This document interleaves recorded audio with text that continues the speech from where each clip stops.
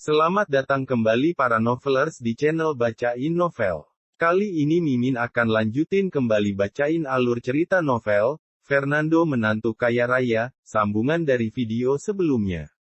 Tapi sebelum itu, jangan lupa bagi yang belum subscribe silahkan di-subscribe, agar Mimin makin semangat upload alur cerita novelnya. Dan jangan lupa juga, aktifkan tombol loncengnya agar kalian tidak ketinggalan update terbaru dari channel ini. Selamat menikmati alur ceritanya. Bab 57. Fernando terkejut, dia tidak menyangka Haryati akan menggunakan trik ini kepadanya. Fernando memiliki penglihatan dan tangan yang cekatan, satu tangan dia gunakan untuk menutupi wajah, dan tangan lainnya dia gunakan untuk mendorong bahu Haryati. Melihat bibir merah akan mendarat di wajah Fernando, Haryati pun berhasil dihentikan. Haryati, tolong jangan melakukan hal yang melewati batas. Fernando mendorong Haryati dengan wajah tanpa ekspresi. Fernando, kamu. Haryati sama sekali tidak menyangka, Haryati awalnya berpikir bahwa ketidakpedulian Fernando adalah pura-pura, Haryati berpikir selama dia berinisiatif, Fernando pasti akan setuju. Sekarang sangat jelas, Fernando tidak menyukai dirinya, persis seperti apa yang pernah Fernando katakan. Memikirkan hal ini, perasaan putus asa, sakit, dan sedih muncul di hati Haryati, wanita itu pun mulai menangis lagi. Fernando, aku merasa bahwa diriku ini cukup cantik, mengapa kamu memperlakukan aku seperti ini, Brak, sebelum Haryati selesai menangis, Fernando sudah menutup pintu dengan tidak sabaran. Fernando, aku menyukaimu. Tidak bisakah kamu memberiku satu kesempatan, Di luar rumah, Haryati menangis lebih keras.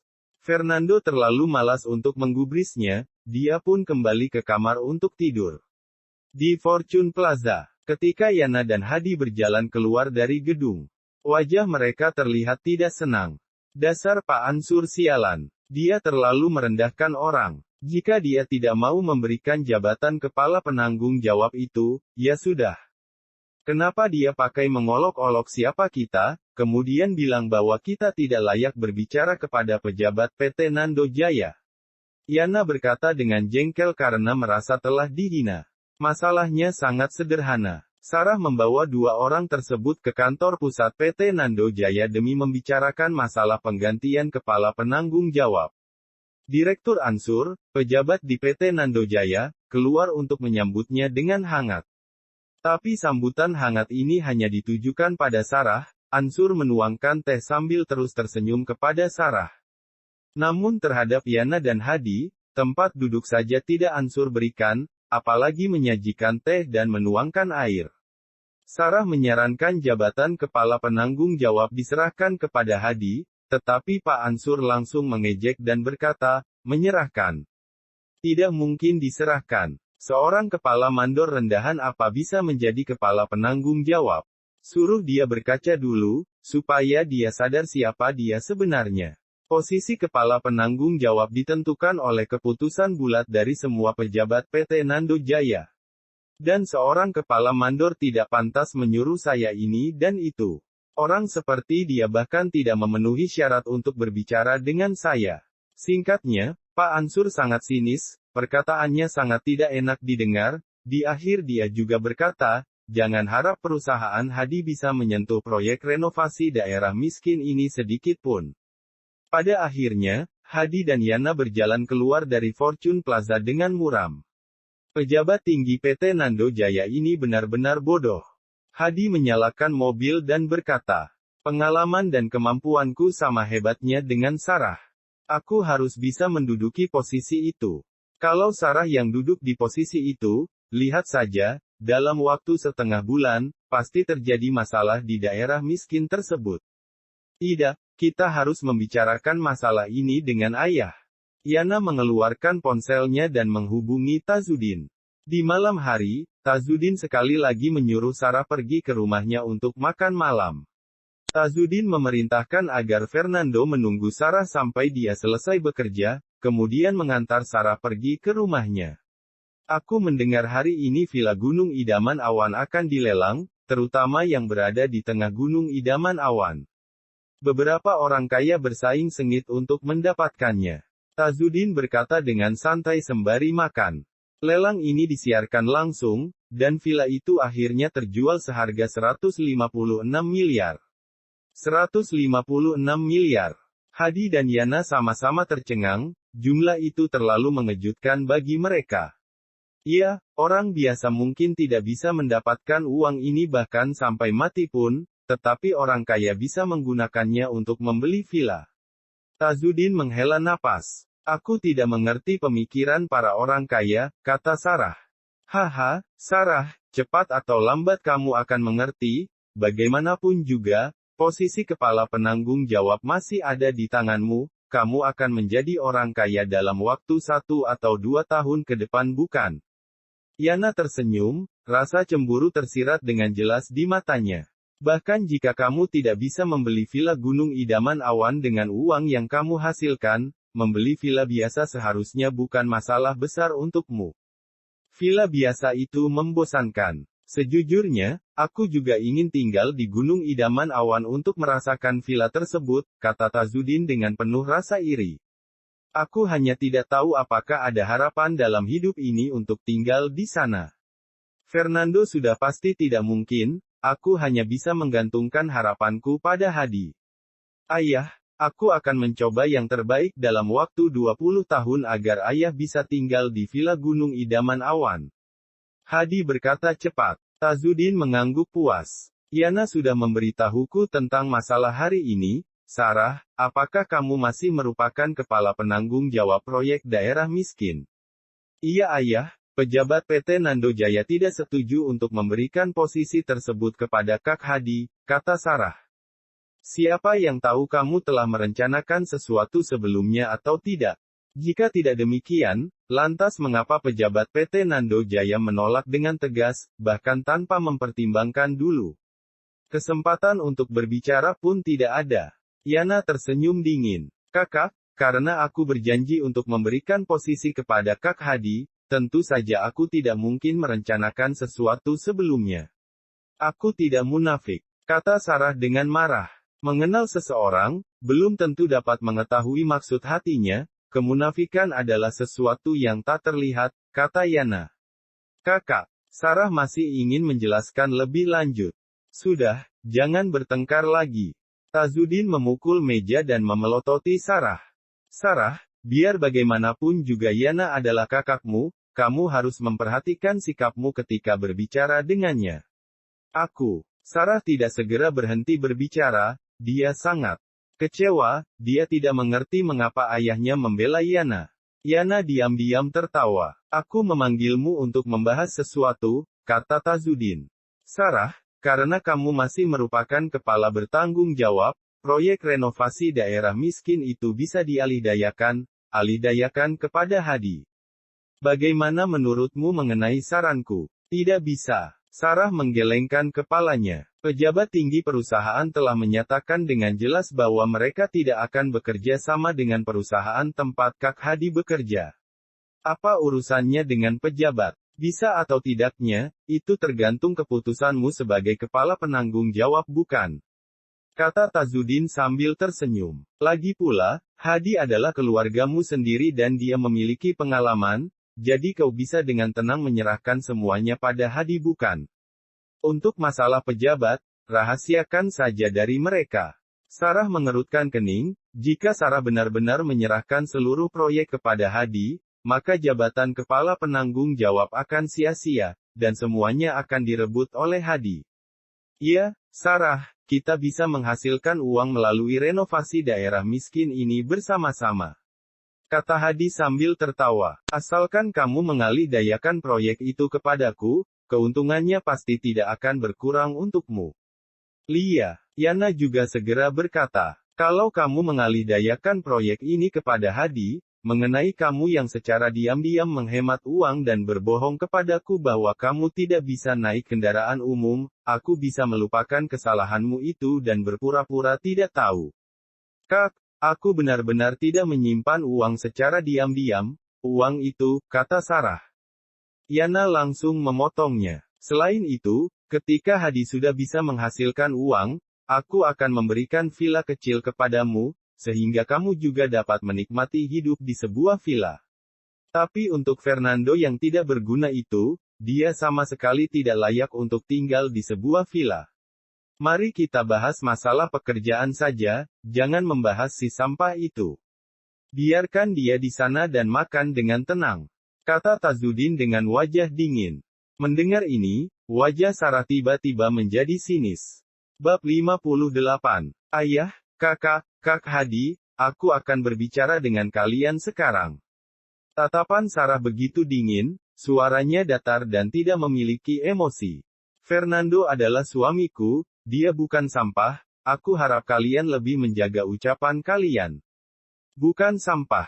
Apanya yang bukan sampah? Setiap hari kerjanya hanya di rumah dan makan sambil menunggu mati, kata Yana sembari mencibir. Sarah melanjutkan dengan berkata, kemudian, terlepas dari apakah pejabat tinggi PT Nando Jaya sudah mengatakan mereka ingin bekerja sama dengan perusahaan Kak Hadi atau belum. Aku, Sarah, orang yang bertanggung jawab atas proyek renovasi daerah miskin bersumpah, jangan harap Kak Hadi mendapatkan sedikit pun bagian dari proyek daerah miskin. Kalau kalian pikir aku tidak peduli tentang keluarga atau aku egois, terserah saja. Kalian pegang perkataanku. Begitu Sarah selesai berbicara, ada keheningan di meja makan, dan semua orang memandang Sarah dengan penuh rasa terkejut. Sayang, ayo pergi. Sarah meraih tangan kanan Fernando dan berjalan keluar ke halaman rumah. Setelah beberapa saat, semua orang di ruangan itu memberikan reaksi. Dasar gila. Tazudin merasa kecewa, sia-sia sudah semua hal yang sudah dia rencanakan dengan baik. Tazudin menghela napas. Saat anak perempuan sudah menikah, rasanya sangat menjengkelkan. Hanya demi si sampah, kamu berani melawan orang tuamu. Sarah, kamu membuat ayah sangat kecewa. Tazudin tahu bahwa sikap Sarah langsung berubah, itu karena Tazudin menyebut soal Fernando barusan. Sialan, tipuan apa yang digunakan Fernando sehingga putriku jatuh cinta padanya? Tazudin menggertakkan giginya dengan penuh kebencian. Tidak masalah, aku akan pergi ke taman demi mencarikan pasangan kencan buta untuk Sarah. Tazudin merasa sangat marah, dia menggebrak meja dan berteriak ke arah luar. Sarah, aku bersusah payah membesarkanmu, lalu kamu memperlakukan orang tuamu seperti ini. Apakah kamu tidak mendengarkan kata-kata orang tuamu? Hanya demi si sampah Fernando, kamu berani melawan orang tuamu. Yana juga mencibir. Kalau kamu tidak mau memberikan proyek itu, ya sudah. Tanpa bantuan dari Hadi, sama saja dengan tidak ada proyek. Kamu adalah seorang akuntan dan tidak memiliki pengalaman, lihat saja bagaimana nasib proyek ini di tanganmu, pasti akan bermasalah. Hadi menggelengkan kepalanya, dia benar-benar kalau dibandingkan dengan si sampah Fernando, aku yakin Sarah akan menyerah terhadap Fernando. Dalam perjalanan, sayang, menurutmu, apakah yang baru saja aku katakan kepada mereka agaknya terlalu terburu-buru? Sarah berkata cemas. Menurutmu? Fernando bertanya sambil tersenyum. Awalnya aku ingin mengalihdayakan proyek kepada Kak Hadi, bagaimanapun juga, keluarga harus dapat saling membantu, kata Sarah. Tapi apa yang mereka katakan tentang kamu, itu terlalu jahat, aku sangat marah. Apapun yang terjadi, aku terlanjur mengatakan semuanya. Proyek renovasi daerah miskin tidak akan kuberikan kepada Kak Hadi.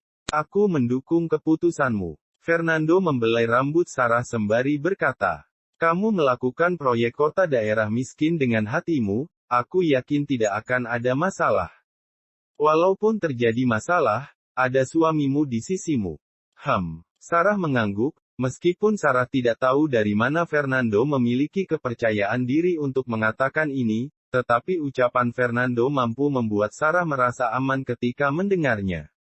Selain itu, Pak Ansur juga memberitahunya hari ini bahwa dia akan bekerja sama sepenuhnya dengan Sarah untuk menyelesaikan proyek besar rekonstruksi daerah miskin.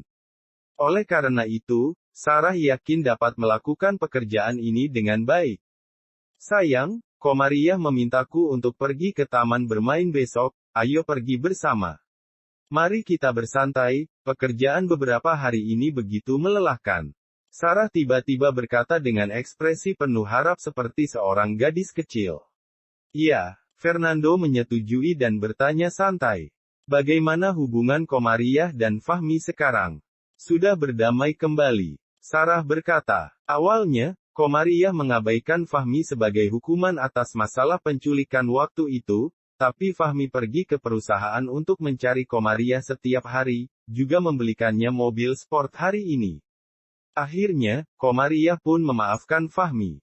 Dia memintamu pergi bermain di taman hiburan, ini pasti untuk memamerkan kemesraan mereka kepadamu.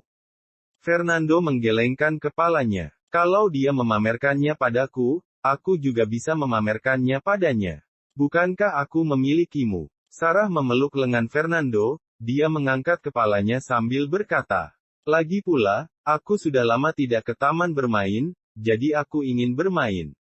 Aku mengerti, Fernando berkata sambil memanjakan. Keesokan harinya, di dunia fantasi.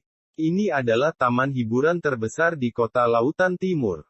Ukurannya hampir sama dengan taman hiburan kelas dunia, dengan jumlah pengunjung harian lebih dari 100.000 orang. Roller coaster, biang lala, komedi putar, super splash, di sini ada semua jenis wahana. Matahari bersinar cerah.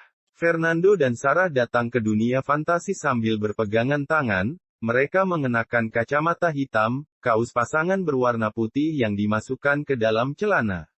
Dunia fantasi juga disponsori oleh PT Nando Jaya di belakang layar, dan beberapa pejabat perusahaan di sini, semuanya adalah orang-orang dari PT Nando Jaya. Sarah melihat ke taman bermain dan berkata dengan kagum. Kekuasaan PT Nando Jaya benar-benar menakutkan, PT Langit bagaikan semut di hadapannya. Aku tidak dapat memahaminya sampai sekarang, mengapa para pejabat tingkat tinggi itu sangat menghargaiku. Baiklah, pergilah bermain, jangan pikirkan tentang itu. Fernando tersenyum. Sarah mengangguk. Brum, suara mesin terdengar dari arah jalan. Kerumunan tiba-tiba menjauh, tampaklah dua mobil sport berwarna merah sedang mendekat. Wow, Lamborghini. Ada dua pula, model yang sama. Sepertinya mereka pasangan. Kerumunan menunjuk ke arah mobil sport itu, semua mata tertuju padanya, dan beberapa orang meraih ponsel mereka untuk mengambil gambar. Kedua mobil sport itu berhenti pada saat bersamaan. Pintu terbuka, Fahmi dan Komariah turun dari masing-masing mobil. Fahmi mengenakan t-shirt Armani, rambutnya disisir dengan minyak rambut, pria itu memakai kacamata berbingkai emas dan sepasang sepatu Yeezy ekstra besar di kakinya. Dia terlihat sangat keren. Komariah mengenakan bikini biru, ditutupi dengan kain sifon putih yang hampir transparan, paha dan pinggangnya terlihat ramping, sosoknya yang dinamis itu dalam sekejap muncul di depan semua orang. Cantik, sangat cantik. Banyak pria memusatkan perhatian pada Komariah, mereka mengeluarkan ponsel untuk memotret. Tampan sekali. Alangkah baiknya jika aku bisa menemukan pacar seperti itu. Mengendarai mobil mewah dan sangat tampan. Benar-benar pasangan serasi, mereka sangat ideal. Seorang gadis mengarahkan ponselnya ke Fahmi dan mengambil gambar terus-menerus. Komariah. Melihat Komariah, Sarah langsung berteriak. Keduanya melempar kunci ke petugas parkir dan berjalan mendekat. Ada begitu banyak orang hari ini. Astaga, memangnya apa yang bisa difoto? Komariah memandang orang-orang di sekitar yang sedang mengambil gambar mereka. Wanita itu berbicara sambil menunjukkan rasa tidak puas, tetapi di bawah kacamata hitamnya, Komariah tampak bahagia. Siapa yang tidak suka diperhatikan? Apa boleh buat, kita terlalu terkenal. Fahmi tersenyum. Dua mobil sport, pengemudinya tampan dan cantik, tentu saja akan dipotret, aku sangat suka dipotret. Setelahnya, Fahmi melihat ke arah Fernando. Fernando, pernahkah kamu mengalami perasaan dikelilingi oleh orang-orang dan mereka memotretmu dengan wajah penuh rasa iri? Akan kuberi tahu rasanya, perasaan ini sangat mengasyikkan. Kalau kamu mau mencobanya, nanti aku pinjami kamu 2 kunci mobil, dan kalian berdua menyetirlah di jalan raya. Oh iya, aku juga akan meminjamkan kaos Armaniku untuk kamu pakai. Kamu pasti akan terlena dan kecanduan dengan sensasi ketika dipotret dan menjadi pusat perhatian. Bersambung ke bab 59. Terima kasih sudah setia di channel ini. Sampai jumpa pada bab berikutnya.